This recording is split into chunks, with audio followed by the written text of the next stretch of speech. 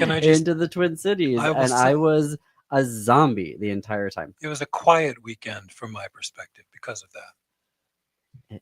It really was. I did some binging of Buffy the Vampire Slayer, Oh, which Lord. was very good to Ugh. do. Very applicable to the times that we are living in today. If you are listening in the 2 p.m. Central Hour, we can take your calls at 952 946 6205. 952 946 6205. What is on the show today? So we're gonna take some time to provide a comprehensive review of the coverage and the facts and what we know now, just under a week since the shooting at Annunciation Catholic School and Church.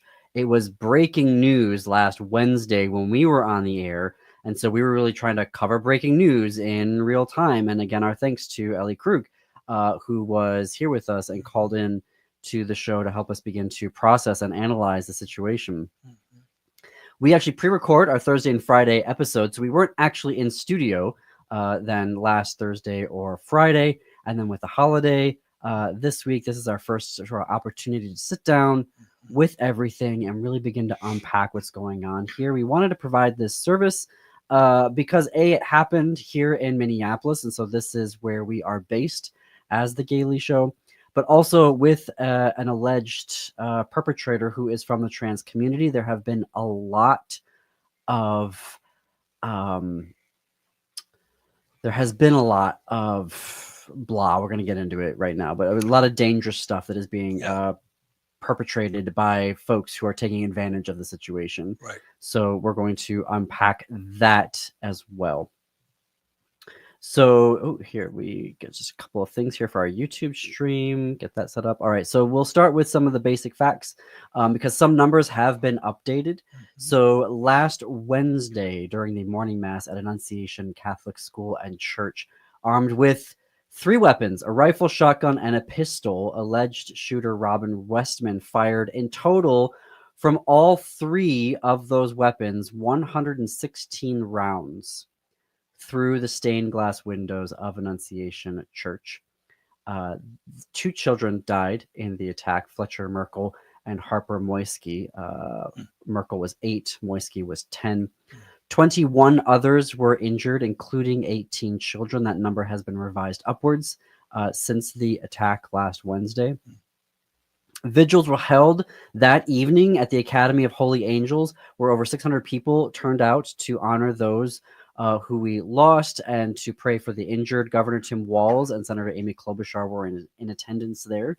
At Lyndhurst Park, Moms Demand Action and Protect Minnesota, both gun safety groups, held a vigil that was also heavily attended. Those were only 2. There were a number of others throughout the Twin Cities. That afternoon, Children's Hospital Minnesota issued a statement announcing that they had released 4 patients that had been rushed to them after the shooting. 3 were still remaining in their care. So I want to get to, let's see here. There we go. There are my official notes.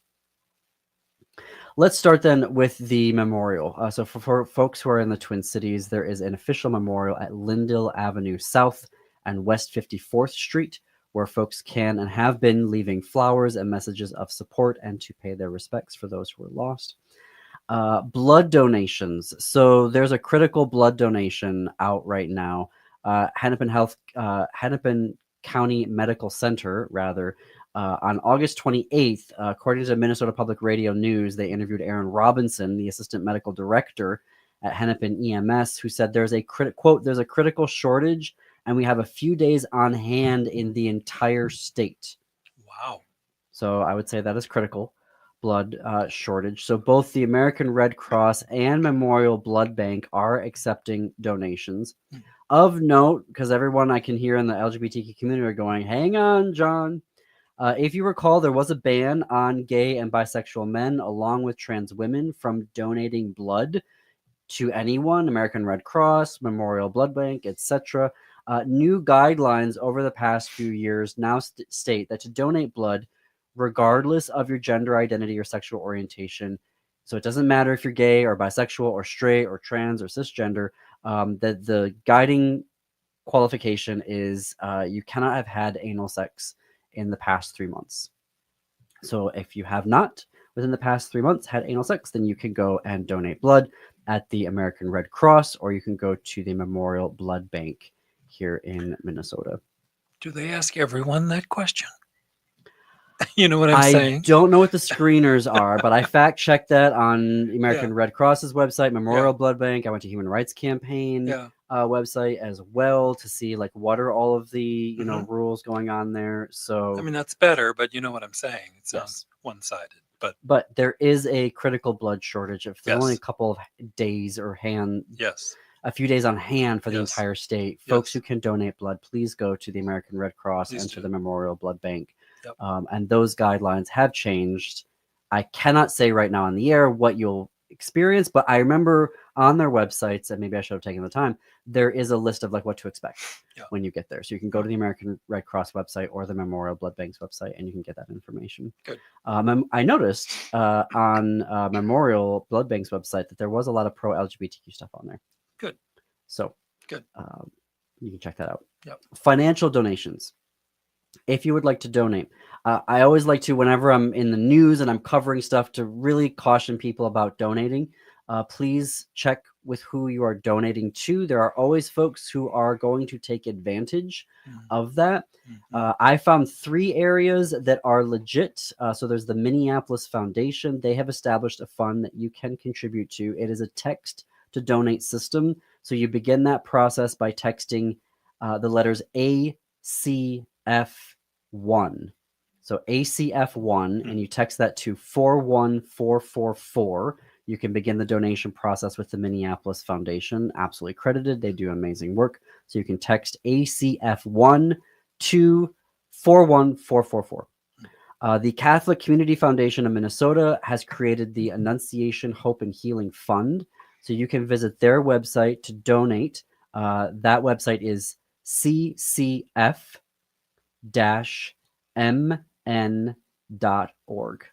So to donate to the Catholic Community Foundation of Minnesota, you can go to their website. It is ccf-mn.org.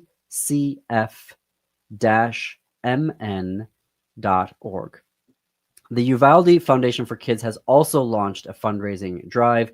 You can check that out at uvaldefoundation.com. Uvalde is UVALDE. UVALDE foundation.com. Again, be careful, to whom you are donating. Make sure that these are legit folks that aren't just throwing up GoFundMe's on Facebook or whatever, and or Blue Sky, and then you're donating and it's just going to someone's personal account. Yeah. Yikes. Pope Leo the 14th on Sunday, August 31st, in his regular Sunday noon blessing, which is a public prayer from his studio balcony that faces out on St. Peter's Square. Originally from Chicago, Pope Leo spoke in English, which I thought was interesting, not in Latin, when he said, "Our prayers for the victims of the tragic shooting during a school mass in the American state of Minnesota, our prayers for the victims. We hold in our prayers the countless children killed and injured every day around the world. Let us plead to God to stop the pandemic of arms, large and small, which infects our world." Interesting, because there's recent reporting from outlets such as Politico and Irish Times that have shown that Pope Leo is actively courting rich MAGA donors to help the Catholic Church address their 83 million euro deficit from 2024. Interesting reporting that was why he was kind of considered why an American was considered the Pope, because apparently the American Catholic community is the largest donation base for the Catholic Church. And a lot of MAGA Catholics were not happy with Pope Leo's predecessor, because he was, I wouldn't say he was pro LGBTQ, but he is about as pro as we're gonna get. Wow.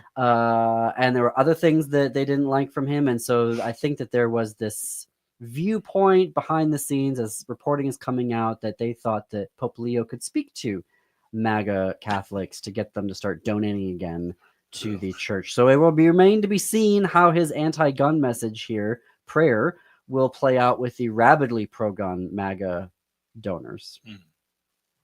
Hospital updates.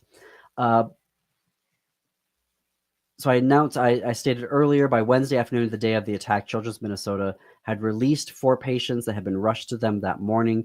3 were still in their care, ultimately released, or 3 more that were in their care were released Thursday morning. And then as of September 2nd, they had 1 child who still remained at Children's Minnesota. They did not share the condition of the child. Hennepin Healthcare said that they were still caring for 3 patients as of September 1st. This included 1 child who was in critical condition and an adult who was in satisfactory condition. The alleged shooter, Robin Westman. Officials so far indicating they believe Westman acted alone. According to NBC News, Westman wrote a variety of messages on the magazines of their weapons, including racial slurs, anti-Semitic messages, references to the Holocaust, a call for President Trump's death. Per AP News, Westman had connections to Annunciation. Westman's mother worked there, actually retired, worked and then retired from there in 2021. And Westman had actually also attended Annunciation. The acting U.S. Attorney Joe Thompson has told reporters that Westman created videos and wrote a lot of material expressing hate towards almost every group imaginable, but foremost was had admiration for mass killers. And I'm going to leave it there because I want to flag a really important article for folks. The headline is "There is no message: The search for ideological motives in the Minneapolis shooting." We're going to talk about that and break down that article when we come back from this break. You are listening to The Gailey Show on AM 950 KTNF, the progressive voice of Minnesota, and WCPT 820 Chicago's Progressive Talk, where facts matter. You can check out more progressive news and analysis at heartlandsignal.com and, of course, at am950radio.com. You're listening to The Gailey Show. More after the break.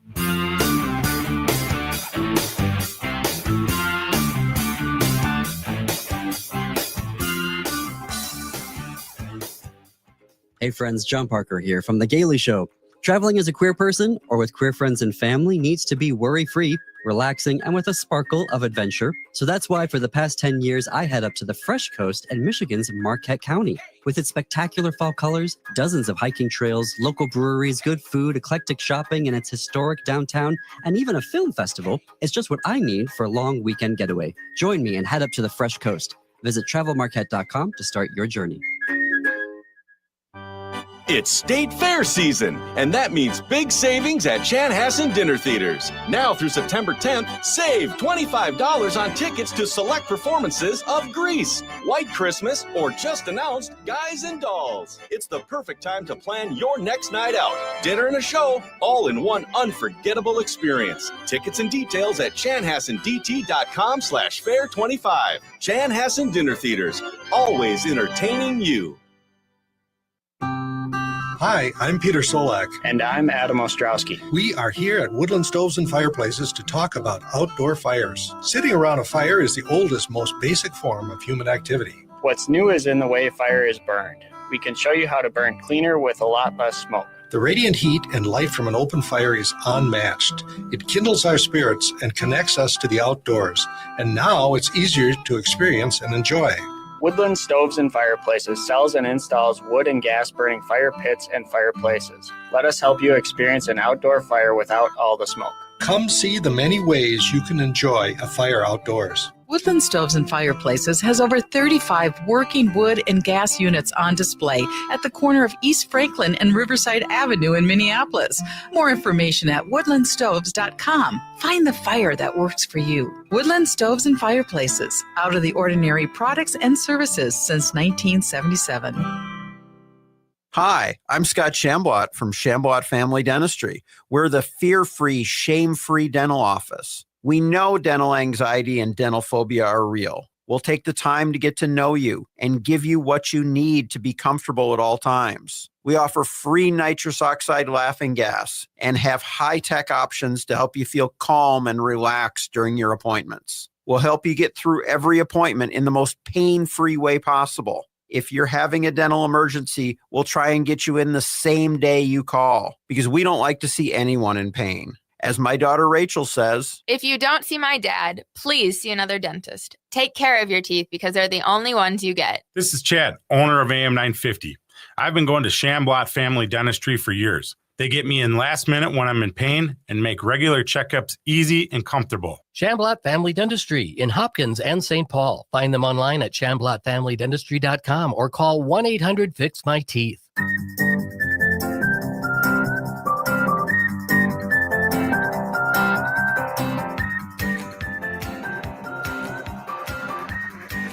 Welcome back to the Gailey Show. I am John Parker. We are coming up on the bottom of the hour. Before we get into this section of the show, I want to share about our travel partner, Travel Marquette. And the reason why is that Marquette, Michigan has become a very special place for me. It has been for the past 10 years. I've been going to Marquette at least once, but normally twice a year. And I like going there because I don't have to worry about traveling while queer. It's a university town, and it is a super blue city in a reliably blue county. And it has so many things that I need from a long weekend getaway where I just want to get in the car and drive and say, I need a time out from the world. There's good restaurants. There are excellent bookstores. There's relaxing hiking and time out in nature. There's a delicious bakery there. I've already been to Marquette once this year covering Pride. I have my heading back this fall. And I'm really grateful to be in partnership with Travel Marquette because the world sucks right now. And it's been so nice to get in that car and to drive up to a place where I can be myself, relax, eat good food, buy what some people say is too many books, but really you can't have enough, and to be in nature. There's just something about hiking along its rivers and strolling along its coastline and standing next to these huge waterfalls that I get to, as they say, refill my cup. If that sounds like something you want to do, visit travelmarquette.com to start your journey, and maybe I will see you there. Visit travelmarquette.com. And if you want to know that bakery, let me know. Contact me on Blue Sky or through the station, and I will let you know what that bakery is, because it is delightful. All right. We're going to turn back now to our coverage of the shooting at an Annunciation Catholic School and Church last week. There's a lot that's been out there. And so one of the things that I wanted to do is to give updates on where we were, because there were critical updates in terms of numbers and conditions of victims and those who died, where you can donate money, because, that is a big thing. Some people take advantage of that. But let's talk about Robin Westman for a little bit here. And I want to flag an article that NPR did. The headline is, "There is no message. The search for ideological motives in the Minneapolis shooting." And I'm going to be quoting liberally from this article. And there are several extremism analysts that say there is now an emerging profile that is aligning with a growing trend of school shootings committed by young people. And they have a misanthropic view of the world. They revere perpetrators of mass violence, and they want notoriety within the communities that share the obsession with mass shooters. So this was kind of eye-opening for me in that this was the first time I had read that there wasn't the lone wolf. That's how, mass shooters have been characterized in the United States, as a lone person who nobody understands why they did it. And they came in and they, killed and injured people, and then they took their own life, and that's it. And here, Amy Cooter, who's a deputy director at the Institute for Countering Digital Extremism, one of the interviewees in this NPR article, she said there does not seem to be a coherent ideological motive behind this attack. It really seems to be much more about the violence for the sake of violence. We have found markers of both right-wing and left-wing political views here. Here meaning they reviewed the videos attributed to Westman, the writings attributed to Westman, and Amy said there are a few mentions of overt racism, of overt anti-Semitism, but they're mixed in with a lot of references to many other things. NPR News also interviewed Cody Zoschak, a senior manager at the Institute for Strategic Dialogue. And Cody said, I quote, "I think the most important thing is what the shooter wrote on the side of that handgun. There is no message." Went on to say there's an inherently non-ideological indication. We have a lot of random references that are really just part of this kind of swirling mass of violent references that we see in these spaces that go to the point that this is non-ideological. And I want to talk a little bit more about how they say there's this increasingly familiar profile of who a school shooter is, and that Westman's obsessions with mass killers echoes other recent shooters who have shared an affinity for what they're calling the true crime community. And in the true crime community, participants are obsessing over other mass killers in a variety of online forums. And their references can go as far back as 1966. It is not limited to, shooters here in the United States. It's over the globe. And these references are coming up in these online spaces that are nihilistic, and they're violent, and they're extremist. And the individuals are advocating for violence for the purposes of accelerating societal collapse in some cases. And that there are also elements of something called saints culture, which is a subculture that venerates far-right terrorists and extols those who have high numbers of victims. Wow. Is somebody that, is there any way for people to, get in front of this, right? With, should somebody have helped this person get help, or we're going to talk about that. Okay. We're going to talk about, because there's the MAGA and the Republicans are coming out with their, trotting out their talking points here. Something though that I do want to get into. So that's a really great article that really breaks down this identification of a profile of someone who glorifies pathology, mass shooters, and wants to be one. Right. And that's a thing now, apparently. Great. And that article from NPR, the headline is, "There is no message, the search for ideological motives in the Minneapolis shooting." Last week, almost immediately, FBI Director Kash Patel announced that the shooting will be investigated as an act of domestic terrorism. That's good. And that really struck me as odd, because they didn't level a domestic terrorism charge against Vance Luther Belter. No. And Vance Luther Belter, for folks who have been following this show, was the alleged assailant who assassinated Minnesota House Speaker Emerita Melissa Hortman and her husband and their dog, and also went to the homes of Minnesota State Senator John Hoffman and his wife, shot both of them. They both survived their injuries. And I was like, okay, wait, what is the FBI's definition of terrorism here? Because they would be the ones that would investigate this. And so I looked it up, and their definition is violent criminal acts committed by individuals and or groups to further ideological goals stemming from domestic influences, such as those of a political, religious, social, racial, or environmental nature. So now we just saw these experts in this NPR article saying this was a non-ideological attack, right? This is a person who glorified mass shooters and wanted to be a mass shooter. Vance Luther Belter, however, had multiple lists of political officials that he was targeting. Yeah. And in a recent interview, he was saying that he was actually conducting citizen arrests. Yeah. I'm not done with this. We're going to come back. We're going to talk more here about the FBI and Director Kash Patel's actions here and the implications of them. You are listening to The Gailey Show on AM 950 KTNF and WCPT 820, Chicago's Progressive Talk. Hello, Minnesota. This is Tom Hartman, and you can catch me every weekday from 11 to 2 right here on AM 950, the progressive voice of Minnesota. It's smart radio for smart people. Last night we put on an epic light show. Yeah, we did. The crowd loved us. We love the crowd. Wait, but there were only 4 people out there. Yeah, but did you see their 4 faces? All 8 of their eyes lit up brighter than ours.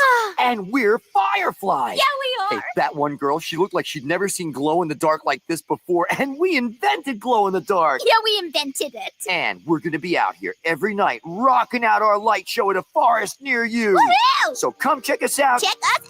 out. And bring your kid, all ages show. Oh, but don't bring any of those glass jars because they make us kind of nervous. Yeah, and I'm super claustrophobic. Whether you're rocking their world or they're rocking yours, some memories never fade. Come alive with the forest. Visit discovertheforest.org to find a forest near you and discover other cool things to do when you go, like fishing, biking, or even camping. Visit discovertheforest.org. See you later. Yeah, see you soon. Brought to you by the U.S. Forest Service and the Ad Council. As a teacher, having a foster grandparent in my room, it enables me to have an extra set of hands. Foster grandparents are role models, tutors, and friends to children with exceptional needs. It's been fantastic having Grandma Freddie in our room. It is the best feeling in the world. I'm a best student because of her. To learn more about how to become a foster grandparent and help children in need, call 1-800-942-2677 or visit SeniorCorps at nationalservice.gov.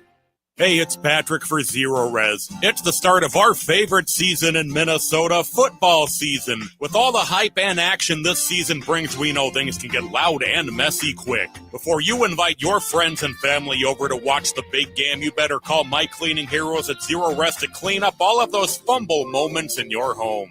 And as always, you can score a guaranteed touchdown with great savings from Zero Res this month. Carpet, tile, rugs, upholstery, every surface in your home can be Zero Resified. And this month you can get 3 rooms of carpet cleaned starting at just $129, plus $75 off an air duct cleaning. And don't forget about your dryer vent, too. Having Zero Res over will be a big victory for your home. You'll always come away a winner, even if the guys in the purple or the maroon don't. Call 952-ZERO-RES or go to ZeroResMinnesota.com and ask for the AM 950 special. Backward or forward spells the same. Zero Res. With your AM 950 weather, I'm Brett Johnson. Look for scattered showers and storms today with a high near 78. Tonight, more rain with a low around 56. And Wednesday, partly sunny with a high around 64. With a 4.9 rating on Google and over 21,000 reviews, Zero Res is Minnesota's ultimate carpet cleaner. Right now, you can get 3 rooms Zero Resified for $119 plus $75 off your air duct cleaning. Schedule your appointment at ZeroResMinnesota.com or call 952-ZERO-RES. You're listening to AM 950, the progressive voice of Minnesota.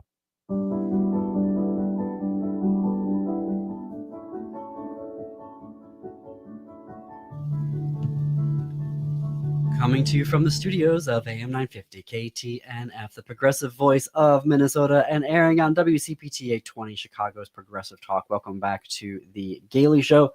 I'm John Parker. In studio with me is my executive producer, Jim Pounds.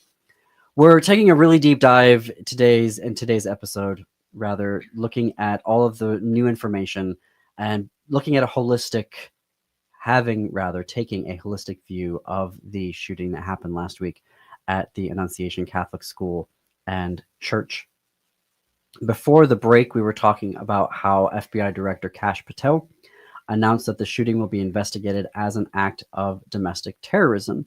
And I found that very curious because looking at the FBI's definition of domestic terrorism, they define it as violent criminal acts committed by individuals and or groups to further ideological goals stemming from domestic influences, such as those of political, religious, social, racial, or environmental nature. Already, the acting, attorney for here in Minnesota has said that this is a person who glorified mass shooters. There didn't seem to be an ideological bent here. Right. Experts that NPR has interviewed, who have reviewed all of the videos and writings attributed to the alleged shooter, Robin Westman, have said there doesn't seem to be an ideological goal here, aside from the fact that this person idolized mass shooters and wanted to be part of this particular community, which is apparently a group of people now who are aspiring and have all these online forums where they talk about and celebrate, apparently, these violent, horrific people. But it's curious because here in Minneapolis, earlier this summer, we had Vance Luther Belter, who allegedly assassinated Melissa House Speaker Emerita Melissa Hortman and her husband and their dog, and allegedly shot Minnesota State Senator John Hoffman and his wife, both of whom survived their injuries. This is an individual who created lists multiple lists of targets, tracked them over months at a time, stalking them at their homes, claimed in an interview after his arrest earlier this summer, with the, I don't know, it was one of Glenn Beck's outlets, that he just thought that, he went to the Hoffman's house because he was conducting a citizen arrest based off of, the laws that they were violating or some such or another. Yeah. And I'm sure we're going to get more and more and more of this as the trial comes out that we're going to have to suffer through. But for me, I'm like, that to me does fall within the FBI's definition of domestic terrorism committed by an individual to further ideological goals. He had a problem with what these lists of folks that he had kept and were stalking were doing politically, and then he went after them. But we don't see a domestic terrorism charge in this instance. But with a person who he very clearly does not have an ideological case, but happens to be trans, now suddenly we begin to see how the FBI, how MAGA, how the Trump administration is politicizing this and going after the trans community, because we also see Marjorie Taylor Greene, that nut job. We see the Secretary of Unhealth, RFK Jr., now saying that he is going to direct the agency to investigate how gender-affirming care can lead to people being more violent, which is absolutely bonkers. I want to remind people here, sorry, I'm jumping in, let you get in here. I want to remind folks that gender-affirming care has been peer-reviewed for decades for its efficacy for treating both adolescents and adults, and it does not lead to violence.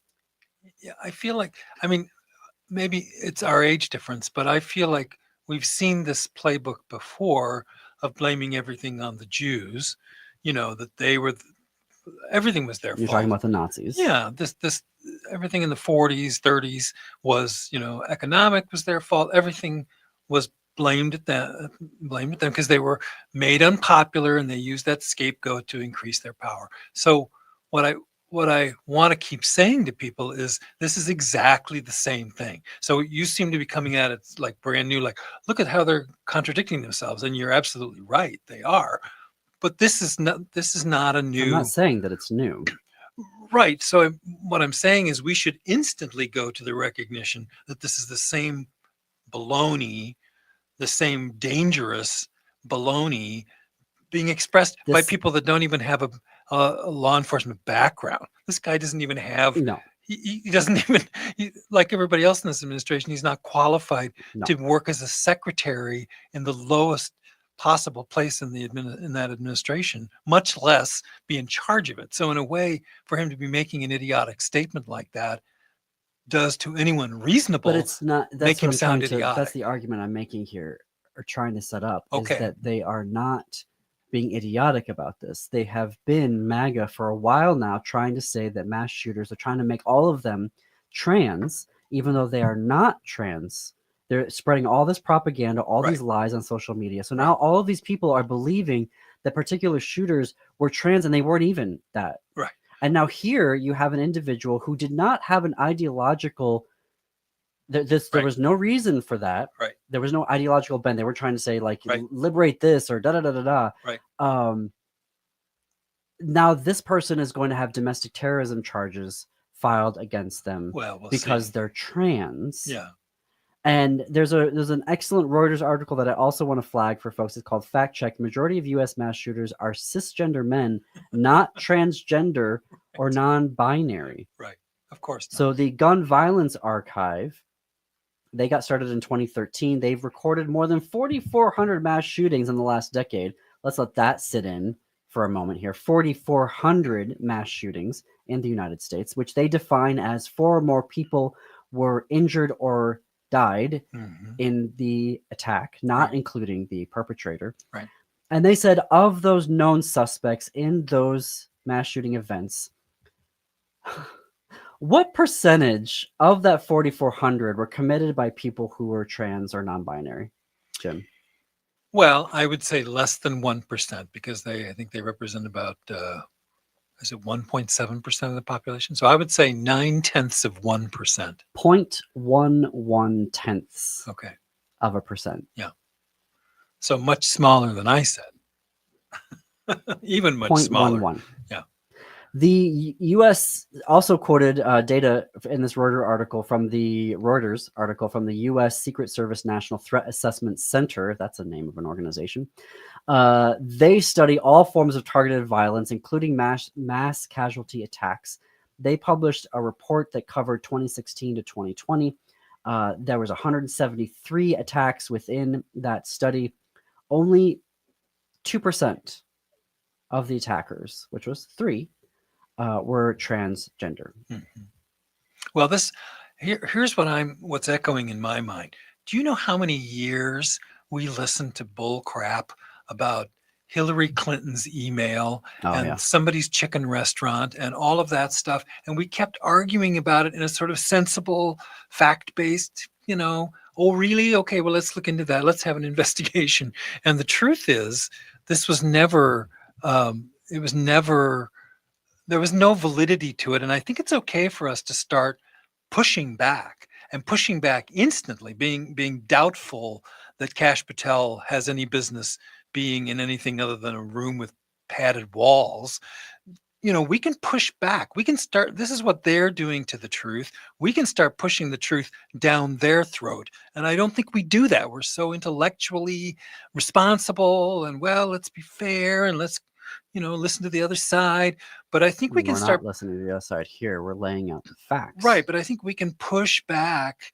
And I love the fact you're giving us, because what I'm saying to the people that are listening is you can push back on people. When they come up to you with, oh, I saw an alien on my lawn, you can say, you're crazy. You don't have to listen to them and give them, well, maybe they just had too much to drink that day. You don't have to justify irrationality. You're smart enough that you can tell your family member to sit down and stop talking. And it's the idea here that when it's a cisgender straight white man, it's an individual lone wolf. Right. But when it's a trans person, now suddenly we need to investigate all trans people. We need to look into all the healthcare for trans people to see if that causes them to be violent, which it doesn't. Right.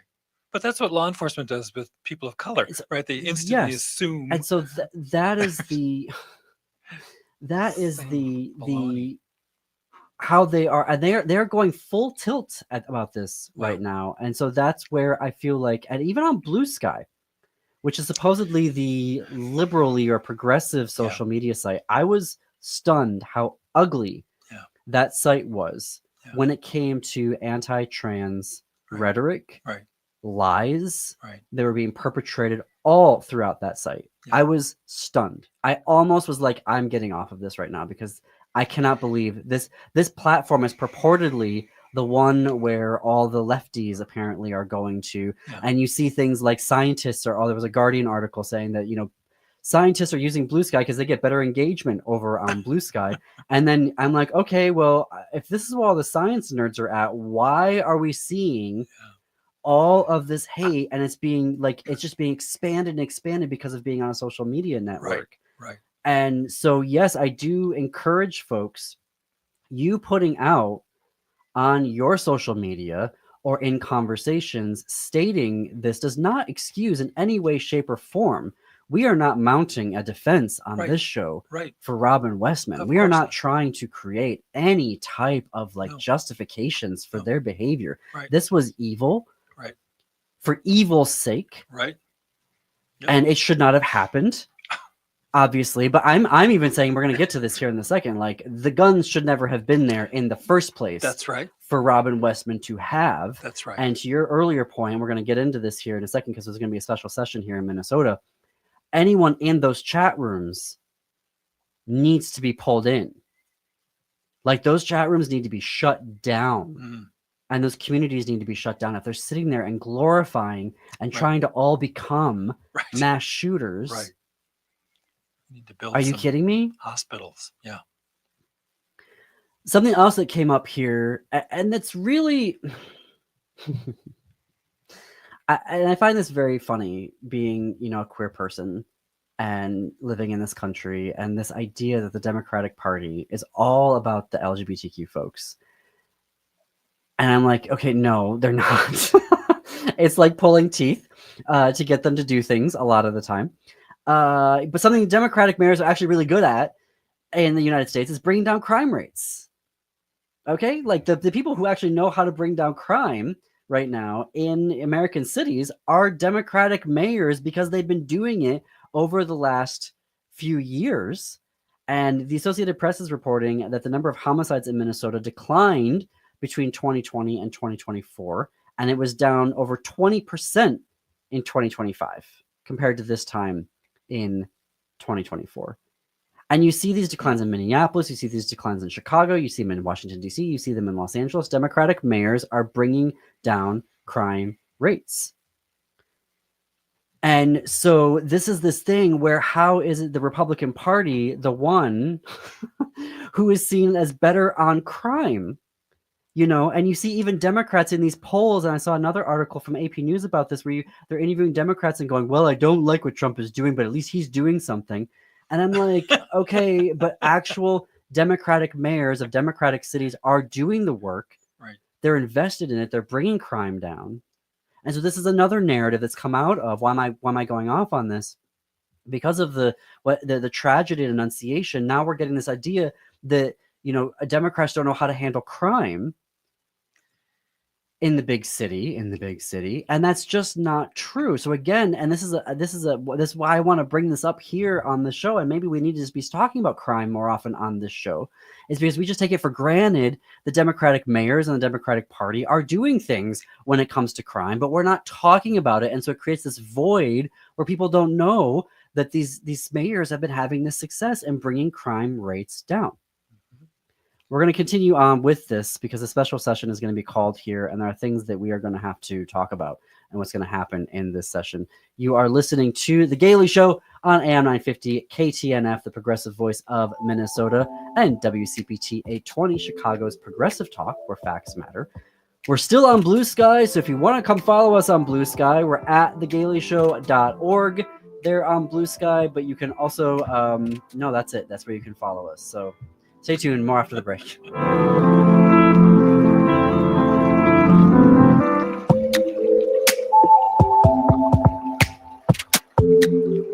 Located just north of 50th in France, the Great Wall Restaurant has provided a delicious taste of authentic Chinese cuisine since 1981. Specializing in Szechuan and Peking dishes, they offer one of the most extensive menus in the Twin Cities. Favorites include hot and sour soup, pan-fried dumplings, and mushu pork with homemade Chinese pancakes. Stop by their Edina location or call for takeout at 952-927-4439. See the full menu at greatwallrestaurant.us. The NLS Braille and Audio Reading Download Service gives patrons with visual impairments or physical limitations the freedom to read their way. Barge is this beautiful web-based program for searching for books and for the ability to download them. It's a great way to have a book with you without carrying a book. For information about the National Library Service for the Blind and Physically Handicapped Library of Congress, visit loc.gov/thatallmayread. Step into a world where magic and merriment come alive. Discover fantastical creatures, behold thrilling jousts, and meet your favorite characters of old. From rib-tickling gestures to spellbinding performances, the adventure never ends. Make memories that will last through the ages at the most magical village on earth, the Minnesota Renaissance Festival. Plan your visit today at renaissancefest.com. Huzzah! Hi, this is Laura with Food Freedom Radio, and I invite you to discover 2 local grocery stores with a global fare. Market Fresh, south of Rosedale, carries fresh vegetables, quality meats, seafood, and a wide variety of grocery staples, all in a welcoming store. Shanghai Wholesale Market is in the St. Paul Midway area, and it's a food warehouse open to the public. Shanghai Wholesale carries more than 500 types of noodles. And frankly, it's time for Minnesotans to learn that pasta is a little bit more than spaghetti noodles and tuna casserole. There's sweet potato, bean, rice, fresh, frozen, dry. It's a paradise for those seeking gluten-free pasta. Also, both Market Fresh and Shanghai Wholesale Market seek to buy local, so you can look for local quail eggs, unique cheeses, and Minnesota-made tofu. Open the door to food abundance. Discover Market Fresh, your local Asian food store just south of Rosedale, and Shanghai Wholesale Market, your local international food warehouse north of Menards in the St. Paul Midway area. Peace of mind shouldn't cost a fortune. We keep things simple at Schroman Law because we believe planning for your estate and end-of-life care shouldn't be stressful or expensive. Every client relationship starts with a free consultation so clients have the information they need before making important decisions. From there, we work closely with clients to ensure they are choosing the most efficient and cost-effective plans for their specific needs. Schedule a free consultation today at schromanlaw.com. That's SCHROMEN law.com.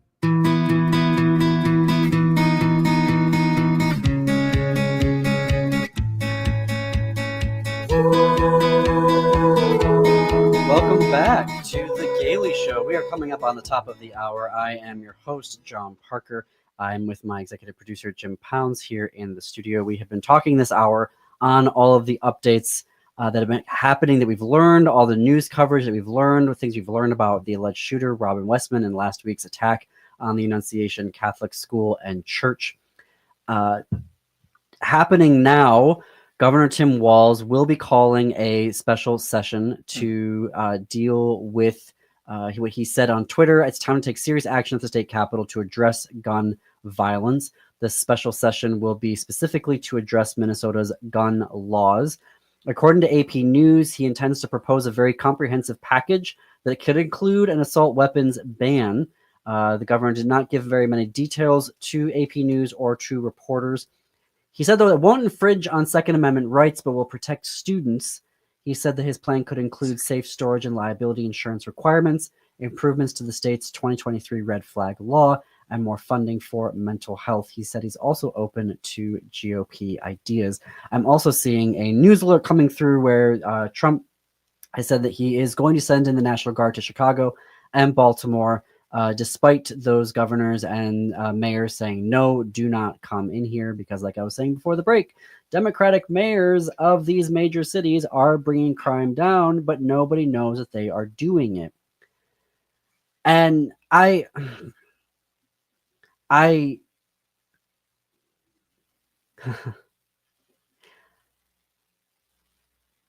mental health.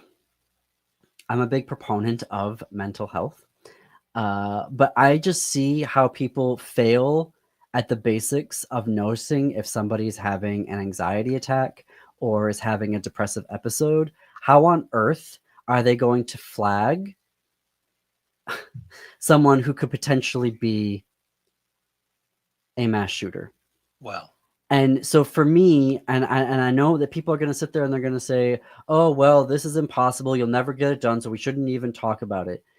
If you want to fix gun violence in this country, you need to repeal and replace the Second Amendment. And if we do not allow ourselves the political imagination to say, what if we could do that? What if we could do that? Don't start with, oh, that'll never happen. Start with, what if we could do that? We are endowed with the power in the Constitution, gives us the power to amend the Constitution. We can amend it, repeal and replace the Second Amendment, and just say you have a right to bear arms subject to congressional regulations. There, done.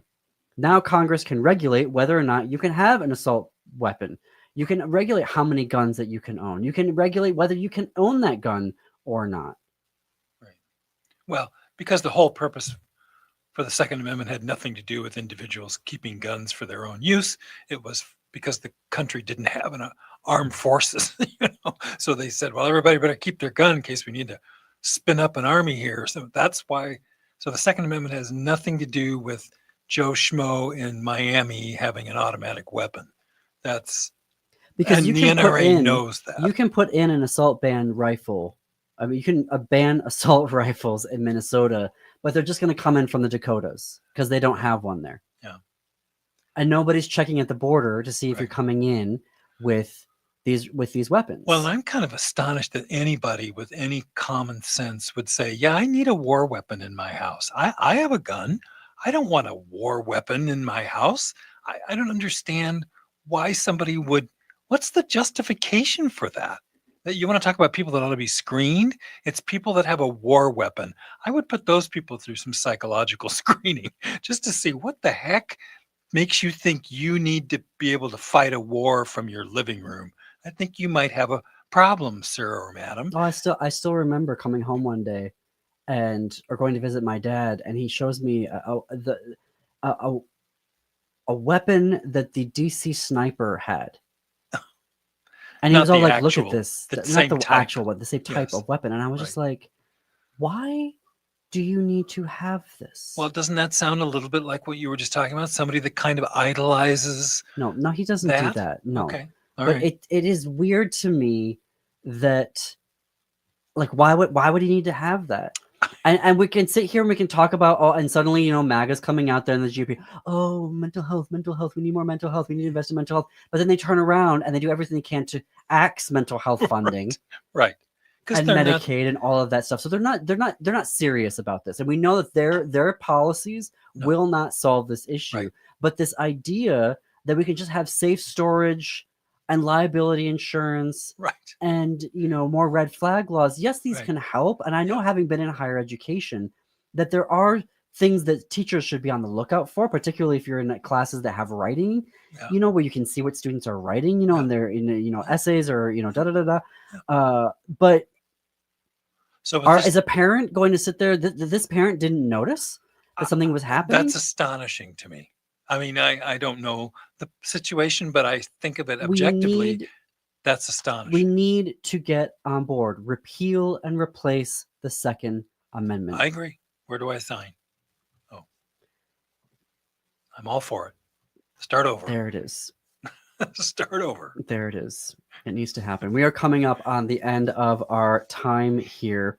What I do want to say really quickly, I want to close on, if you want to give a financial donation to the survivors and the victims' families of the Annunciation shooting, you can text ACF1 to 41444. That will take you to the Minneapolis Foundation. They have established a fund. They're very legit. You can feel good about donating there. You can get started by texting ACF1 to 41444. The Catholic Community Foundation of Minnesota has created the Annunciation Hope and Healing Fund. You can visit their website to donate. It is ccf-mn.org. That's ccf-mn.org. And the Uvalde Foundation for Kids has also launched a fundraising drive. You can visit their website, uvaldefoundation.com, UVALDE foundation.com. That is all for us here today on WCPT. Up next is Chu's Views with Richard Chu.